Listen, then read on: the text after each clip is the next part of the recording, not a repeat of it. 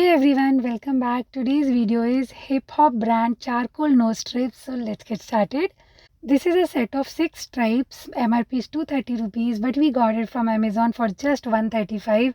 That's 41% discount. So each nose strip will cost you around 20 to 23 rupees. And these are charcoal based nose strips used to remove blackhead, whitehead, and they are suitable for all skin type. So oily, dry, and sensitive folks can try them too. So come on, let's try using it. First of all, if you are wearing a nose pin, take it off and then wet your nose because this strip won't stick to dry skin. Now peel off the strip and stick it to the black side onto your nose. Press it well to make sure that it sticks properly. And now just wait for 10 minutes. That's it.